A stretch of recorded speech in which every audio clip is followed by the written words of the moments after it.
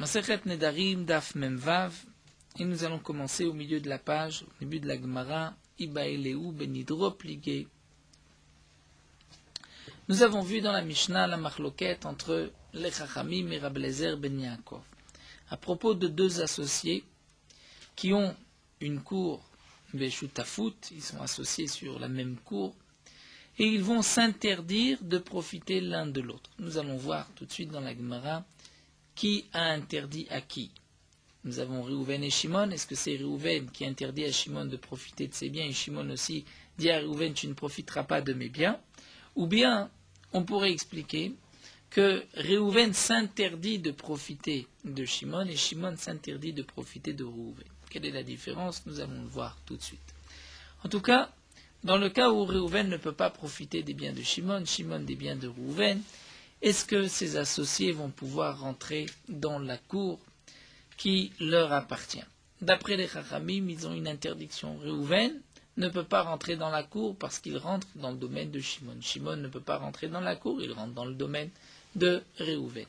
Mais d'après Rabbi Eliezer ben Yaakov, on pourra dire que l'un rentre chez lui et l'autre rentre aussi chez lui. Et nous avons expliqué, comme l'avait rapporté déjà le Ran, que leur marloquette, c'est est-ce que yesh brera ou en brera, c'est-à-dire que lorsque ces associés ont acheté la cour, ils se sont tous les deux associés pour acheter une cour et pour avoir chacun un kinyan agouf, c'est-à-dire une propriété dans la cour même. Seulement, on a la possibilité de répartir la propriété, de dire un mois elle est à toi ou un mois elle est à moi. On peut dire aussi la moitié est à toi, la moitié est à moi. Ou là où tu mettras les pieds, à ce moment-là, ça t'appartient. La partie que tu utiliseras, à ce moment-là, elle t'appartient entièrement. L'autre partie ne t'appartient pas en ce moment-là, mais si demain, toi, tu vas utiliser l'autre partie, eh bien, cette partie va t'appartenir le jour où tu vas l'utiliser entièrement. C'est ce qu'on va appeler un kinyan agouf. Eh bien, d'après Rabbi Eliezer ben Yaakov, la brera nous permettra de définir que lorsque chacun d'entre eux, lorsque Réhouven va utiliser la cour, ce qu'il va utiliser et le moment qu'il va utiliser, la cour lui appartient, Bekinyan Agouf, entièrement. Et donc c'est pour cela que Shimon ne peut pas lui interdire de rentrer dans cette partie, puisque cette partie appartient entièrement à Réhouven, et de même inversement pour Shimon. Donc il peut y avoir même une minute où cette partie appartient entièrement à Réhouven, et la minute d'après, elle appartient entièrement à Shimon. Les Chachamim pensent qu'il n'y a pas de brera, on ne peut pas dire que c'était la partie réservée, désignée à Réhouven ou à Shimon. Et donc, ils ont l'interdiction de rentrer l'un chez l'autre, comme le Ran nous l'avait expliqué, puisque Réhouven a une part kinyan agouf dans la cour, mais a aussi la possibilité d'utiliser ce qu'on appelle le shiboud, kinyan shiboud, d'utiliser la part de Shimon. Et Shimon aussi a la possibilité d'utiliser la part de Réhouven, kinyan shiboud. Eh bien, le Ekdesh, c'est-à-dire le neder bekonamot, comme korban, peut enlever ce shiboud. Et donc, bien que jusqu'à présent, Réhouven pouvait rentrer dans la cour, et Shimon ne pouvait pas l'empêcher, mais aujourd'hui, par le neder de Shimon, Réhouven ne pourra plus rentrer, c'est ce que pensent les Chachamim. La Gemara va se poser la question. Ibaeleu, est-ce que leur marloquette, voici le problème qui est posé, c'est B, nadru pligé, ou B, idiru ze et ze, mai. Peut-être qu'on pourrait expliquer que leur marloquette c'est Ben Nadru, c'est-à-dire Réhouven a lui fait le neder de ne pas profiter de Shimon. Shimon a fait le neder de ne pas profiter de Réhouven. Et là, effectivement, on va dire, comme nous l'explique le Ran, que bien que les Chachamim, en règle générale, acceptent le principe de brera sous cette forme, comme nous l'avons expliqué d'après Rabbi Eliezer ben Yaakov, malgré tout, les Chachamim vont faire ici un knas. Les Chachamim vont faire une amende. Toi, Nadrou, c'est-à-dire, tu t'interdis de profiter des biens de Réhouven, de Shimon de Réhouven et Réhouven de Shimon, eh bien, puisque vous allez vous-même vous interdire de profiter des biens de l'autre, vous avez maintenant l'interdiction de rentrer dans la cour qui est aussi la cour de l'autre. Mais peut-être que Behidiru, si Réhouven a interdit sa part à Shimon et Shimon a interdit sa part à Réhouven, peut-être que là on pourrait dire que les Chachamim n'ont pas fait de knas. Il n'y a pas de knas puisque chacun peut dire je ne suis pas coupable, je ne suis pas fautif.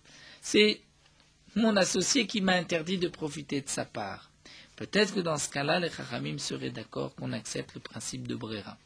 Voici dans les mots de la Gemara, Ben Nedro Pligé, est-ce que c'est lorsque eux-mêmes ont fait le Neder qu'il y a une marloquette entre les Chachamim et Rabbi Ben Yaakov? Mais Idirou Zed Zema, quel le digne de Idirou lorsque l'un interdit sa part à l'autre? Mais Amrinan, est-ce qu'on va dire Ben Nedro ou Ben Pligé lorsque eux ont fait le Neder, c'est là qu'il y a une marloquette entre les Chachamim et Rabbi Ben Yaakov? Aval Bidirou Zed Zemo de les Rabbanan Rabbi Ben Yaakov. Mais lorsqu'ils se sont interdits l'un l'autre, là, les Chachamim sont d'accord avec Rabbi Ben Yaakov qu'ils pourront rentrer dans la cour. Pourquoi Dechianu Simdamu? C'est comme un cas de honnête. L'un peut dire, moi, je ne suis pas responsable, c'est l'autre qui m'a interdit de rentrer chez lui. Donc là, peut-être que les Chachamim ne vont pas faire de knas et vont accepter le principe de Brera et dire, lorsque je rentre chez moi.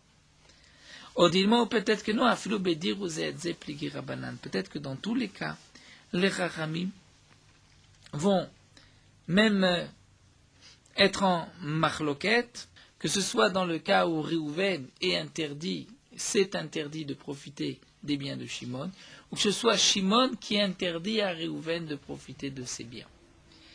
Si on explique que dans tous les cas il y a une marloquette, donc la marloquette c'est comme nous l'avons expliqué, est-ce que Yesh Brera ou En Brera, comme Ravina nous l'a dit dans Masechet Baba Kama. Si on explique que non, que les Chachamim sont d'accord avec le principe de Brera, la marloquette c'est juste lorsque c'est Réhouven lui-même qui s'est interdit de profiter des biens de Shimon et Shimon lui-même qui s'est interdit de profiter des biens de Réhouven. Est-ce qu'il y a là un knas ou pas? Donc là, ce n'est plus comme Ravina nous l'a expliqué dans Masechet Baba Kama. Tashma l'Agmara va nous apporter une preuve. C'est marqué Aya Echad Mem Mudar Ana Mechavero. Dans la Mishnah, nous avons vu que lorsque seulement l'un des deux est Mudar Ana, c'est-à-dire il a l'interdiction de profiter des biens de son prochain. Le terme Mudar Ana nous laisse sous-entendre que Réhouven a interdit à Shimon. Il est Mudar, Shimon est Mudar Ana Mechavero. Donc c'est Réhouven qui interdit à Shimon. Donc ça c'est le cas où Shimon peut dire je ne suis pas responsable et pourtant on voit qu'il y a une marloquette, Pegi Rabanan. Donc on voit que les Chachamim sont en marloquette dans tous les cas et pensent que En Brera. La Gemara dit non. Tane, Nadur Mechavero. On peut dire que non pas Mouda Mechavero mais Nidor Mechavero. C'est-à-dire que lui a même Nidor Mechavero Ana. C'est lui-même qui s'est interdit de profiter des biens de son prochain et c'est pour cela que les Chachamim vont faire le Knas. Comme nous l'explique le Ran, le Moudar, c'est-à-dire lorsqu'on dit que Shimon a l'interdiction de profiter des biens de Rouven, le Moudar peut venir de deux manières. Ou bien c'est Shimon lui-même qui s'est interdit de profiter des biens de Rouven, ou peut-être c'est Rouven qui lui a interdit de profiter de ses biens. En tout cas, la Gemara refute et nous dit nous n'avons pas de preuve, on peut dire que c'est Rouven lui-même qui s'est interdit de profiter des biens de Rouven. Et donc c'est par un knas. Achinamem istabran d'lagma, c'est même logique d'expliquer ainsi des katanes sefa, parce que c'est marqué juste après Vekofin et Tanoder lim koretrelko. On va obliger le noder, celui qui a fait le neder, de vendre sa part. Donc si tu dis que c'est Réhouven qui lui-même s'est interdit de profiter des biens de Shimon, là on peut dire à Réhouven, tu t'es interdit. Pourquoi tu t'es interdit de profiter des biens de Shimon? Demain, tu risques de transgresser ton éder en voyant Shimon utiliser le khatser et que toi, tu ne l'utilises pas. Donc, on peut obliger Réhouven à vendre sa part. Ça, c'est logique. Yamata bishlama de nadaru, hainu de katanekovin, c'est lui qui a fait le neder. On va lui dire, on t'oblige maintenant à vendre. Et là, Yamata de adre, mais si tu dis que lui n'a pas fait le neder, mais c'est Shimon qui lui a interdit de profiter de ses biens, alors en quoi Réhouven est responsable? Amaikofimoto? Pourquoi on va l'obliger, Réhouven, à vendre sa part? Et comme l'explique le Ran, on ne va pas dire, il est évident qu'on ne dira pas qu'on va obliger Shimon à vendre sa part. Si Shimon a interdit à Réhouven de profiter de ses biens, on ne va pas obliger Shimon à vendre son bien. Ça, c'est sûr que ce n'est pas logique. Ce n'est pas parce que Shimon interdit à Réhouven de profiter de ses biens que Shimon doit tout d'un coup vendre ses biens. Mais on peut comprendre le contraire. Si c'est Réhouven qui, lui, s'est lui-même interdit de profiter des biens de Shimon, quel est, comme le dit le Ran, quel est son profit? Ma'anaha yeshlo de s'interdire les biens de Réhouven. Donc, puisque lui veut les biens de Shimon, pourquoi lui, Réhouven, s'est interdit les biens de Shimon? Il peut juste interdire, et bien dorénavant, tu vas devoir vendre ton champ. Donc, nous dit la Gemara, c'est plus logique de dire, effectivement, dans la Mishnah, que c'est Réhouven qui lui-même s'est interdit de profiter des biens de Shimon. Parce que si tu dis que c'est Shimon qui lui interdit de profiter de ses biens, alors Amaï Kofimoto, pourquoi on va obliger Réhouven à vendre ses biens? Minasanis, lui et Anous. Lui ne s'est pas interdit de profiter des biens de Shimon, c'est Shimon qui lui a interdit. Donc effectivement, nous n'avons pas de preuve de la Mishnah et nous restons dans le doute. Est-ce que leur marloquette c'est Behidiro ou même Benadro lorsque là, ou seulement Benadro lorsque l'un a fait le neder de s'interdire lui-même de profiter des biens de l'autre. Maintenant, nous allons passer au deuxième point, Amar Rabba, Amar Zeiri. Rabba nous dit au nom de Zeiri, Machloket Sheshba Kede Chaluka, ce que le Ran nous avait déjà rapporté auparavant. Toute la Machloket, ici, c'est que nous parlons d'une cour où il y a Kede Chaluka, c'est-à-dire il y a suffisamment pour partager la cour. Chacun peut recevoir 4 amot. Donc, puisque Yeshba Kede Chaluka, on peut la partager, là, les Chachamim vont nous dire En Brera. On ne dira pas ouvrar à davar les mafréa, étant donné que on peut diviser la cour en plusieurs, en deux. Donc on ne dira pas ouvrar à davar. Il s'avère qu'ils pouvaient utiliser cette part, puisque peut-être qu'ils vont se diviser. Enfin, la enba kede chaluka. D'ivra kol mutar. Mais s'il n'y a pas que des chalouka, il y a moins de 4 pour chacun, là tout le monde est d'accord que c'est permis.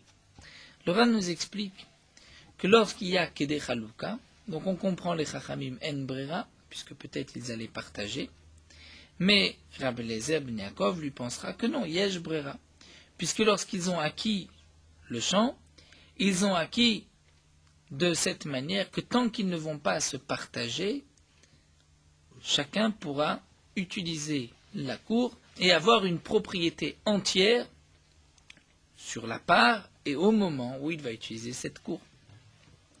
Mais lorsqu'il n'y a pas de Kedei Chaluka, là tout le monde sera d'accord que Yesh Brera, puisque comme nous dit le Ran, depuis le début, ils étaient destinés à rester associés à jamais. Donc c'est sûr que de cette manière, l'un avait dit, lorsque tu utiliseras la cour, tu en deviendras propriétaire sur le moment, et ça ne ressemble pas, donc comme nous explique le Ran, au Brerot que nous avons vu ailleurs. Amarle Rav Yosef va lui dire, Rav Yosef va dire à Rabba, ce n'est pas logique, au contraire, nous avons une Mishnah qui nous dit le contraire, puisque une synagogue, c'est considéré comme quelque chose qui est en de chaluka, on ne peut pas partager en deux. Et pourtant, c'est marqué que la synagogue, si elle appartient à toute la ville, eh bien, shneem asurim bedavar shelotair. Ils ont tous les deux l'interdiction d'utiliser ce qui appartient à la même ville, puisqu'ils ont chacun une part dans la synagogue. Donc, on voit que même dans le cas où en bo kedei chaluka, il y a quand même une interdiction. Donc, tu es obligé au moins de dire que cette Mishnah, c'est d'après les Chachamim qui pensent que en brera. Mais si toi tu dis que en ba kedei chaluka, tout le monde est d'accord que yesh brera, donc cette Mishnah, on ne la comprendra pas, ni d'après Rabbi Yaakov, ni d'après les Chachamim. Et là, Amar Rav Yosef, alors nous dit Rav Yosef, Amar Zeri au nom de Zeiri, c'est Rav Yosef est en machloket avec Rabba. Qu'est-ce que nous a dit Zeiri? Et Rav Yosef nous dit, voici ce qu'a dit Zeiri, le contraire. Machloket shen ba kedei chaluka. La machloket, c'est quand on ne peut pas partager le champ, la cour en deux. Mais si on peut la partager, là tout le monde est d'accord que en brera, étant donné que cette cour pouvait être divisée en deux, donc on ne va pas dire que dès le départ, ils ont acquis la cour dans cet esprit de dire que lorsque l'un utilisera, il sera propriétaire pour ce moment-là entièrement un kinyan agouf. Puisque peut-être, comme nous explique le Ran, l'un va obliger l'autre à diviser la cour. Mais donc leur machloket, c'est quand enba kede chaluka, et donc là on retrouve la machloket comme nous l'avons expliqué, est-ce que yesh brera ou pas, puisque dans un tel cas, ils étaient destinés à rester associés à jamais. Donc d'après Abelazar ben Yaakov, ils ont acquis dans cet esprit, d'après les Chachamim, il n'y a pas de brera. Amar Ravuna alakha ki Abelazar ben Yaakov, chen amar Abelazar alakha ki Abelazar ben Yaakov. Donc là la Gemara termine. Là alakha est comme Abelazar ben Yaakov. Et c'est ce que Laurent nous avait rapporté au début. On voit que la halakha ici que yesh brera, c'est pour cela que nous avons fait une différence entre cette brera et les autres brera du reste du chasse. Nous terminons avec la suite, ce que nous avons vu dans la Mishnah, Mudar ana mechavero v'yeshlosha mechatz. Donc nous avons eu le cas où Shimon n'a pas le droit de profiter des biens de Reuven, mais Reuven est propriétaire d'un bain public. Est-ce que Shimon peut utiliser ce bain public dans le cas où Reuven a loué ce bain public? La Mishnah nous a dit que tout dépend si Reuven a une tfisat yad, c'est-à-dire s'il a encore, on peut dire, la main dans ce mechatz. Que signifie kama tfisat yad? Amar Rav Nachman lemirtza lishlishul ravia. S'il prend une part des bénéfices, la moitié, un tiers ou un quart, on considère que le mechatz lui appartient encore, et donc Shimon ne pourra pas profiter de ce mechatz. Aval bebatzir l'eau. Mais si c'est moins que ça, l'eau, même s'il reçoit une petite somme, ce n'est pas considéré comme la propriété de Reuven au point d'interdire à Shimon. Abaye amar afilo bebatzir asur. Et Abaye nous dit même s'il y a moins, c'est aussi interdit.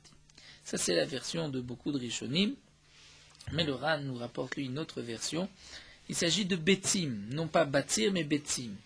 C'est-à-dire que d'après Rav Nachman, aval bebetzim lo. C'est-à-dire l'habitude était que le propriétaire du mechatz vendait des œufs. Et donc si le propriétaire du mechatz ne gagne pas dans les rentrées, donc Reuven ne gagne pas dans les rentrées du bain public, mais il a juste gardé les rentrées et la possibilité de faire le bénéfice sur les œufs qui vont être vendus, ça ce n'est pas considéré comme une part du bain public, et donc Shimon pourra profiter de ce bain. Abaye nous dit que non, afilo bebetzim asur, même si il sait garder la possibilité lui de vendre les œufs et de gagner, d'en faire le bénéfice, ça restera donc la propriété de Reuven et Shimon ne pourra pas en profiter. Alors la Gemara nous dit, d'après Abaye, Echidame décharé, dans quel cas c'est permis, dans quel cas on dira qu'il n'y a plus de tfisat yad, eh bien de Mekabel betaska. C'est-à-dire, nous explique le Ran, lorsque Reuven va recevoir de celui qui lui loue le mechatz une somme fixe pour toute l'année, et c'est celui qui a loué le mechatz qui va vers les bénéfices de toute l'année, il devra juste payer une somme, une location. Là, dans ce cas-là, effectivement, Reuven est complètement retiré du mechatz et Shimon pourra en profiter. Nous allons nous arrêter ici. Juste, on pourrait rapporter encore une question que développe ici le Ran, c'est que malgré tout, le mechatz, même si Reuven l'a loué, le mechatz reste la propriété de Reuven. Au point que si Reuven peut, il pourrait l'interdire au locataire, à celui qui va lui louer, puisqu'il peut le rendre Hekdesh. Donc si c'est ainsi, s'il peut l'interdire à celui qui va louer le mechatz, ne peut-il pas l'interdire à ce Shimon? Alors, nous avons plusieurs réponses, mais il nous rapporte une réponse des Tosfot que c'est vrai, que s'il va interdire Mefourash, il va dire je l'interdis, il pourra l'interdire. Mais lorsque ici il a juste interdit sous forme de neder, on pense que certainement il n'a pas pensé à ce mechatz qui était déjà loué, et c'est donc pour cela que Shimon pourra en profiter lorsque Reuven n'a vraiment aucun bénéfice. Là, nous allons nous arrêter là. C'est vrai que le Ran s'étend encore avec d'autres questions. Nous arrêtons sur donc à la fin du Hamoud Metaska. Morot Halacha Daf Memvav. Le Zohar HaKadosh nous rapporte l'importance de sortir de sa maison lorsqu'on est enveloppé des tzitzit et qu'on a les téphilines sur soi. Celui qui agit ainsi, eh bien la Shekhinah, la présence divine, va se présenter à lui et deux anges vont l'accompagner, un ange du côté gauche, un ange du côté droit, vont l'accompagner jusqu'à la synagogue et vont le bénir. Et le malach qui vient accuser l'homme doit malgré lui répondre Amen au berachot. Si un homme ne peut pas sortir de sa maison vers la synagogue lorsqu'il est enveloppé de tfilin, si par exemple les chemins ne sont pas propres ou si simplement il ne peut pas sortir ainsi de sa maison en Chutz Laaretz, en dehors d'Israël, eh bien dans ce cas-là, il vaut mieux mettre les tfilin dans la cour de la synagogue ou dans une pièce qui se trouve avant la synagogue et ainsi rentrer dans la synagogue lorsqu'il a les tfilin sur lui-même. Le Rosh avait l'habitude de dire toutes les birkot hashachar, les brachot du matin, jusqu'à la bracha de Oter Israël Betifara. À ce moment-là, il mettait les tfilin et il disait cette bracha que Akadosh Baruch Hu va orner le peuple d'Israël Betifara, dire d'une splendeur, et il s'agit bien des tfilin. Malgré tout, les poskim nous ont dit que nous n'avons pas l'habitude d'agir ainsi. Donc certains ont l'habitude de mettre les tfilin avant toutes les birkot hashachar, d'autres vont d'abord faire les birkot hashachar et ensuite mettre les tefilin. Certains ont aussi l'habitude donc, de mettre les tefilin avant, et lorsqu'ils vont dire birkot hashachar, ils vont toucher les tefilin au moment de cette beracha.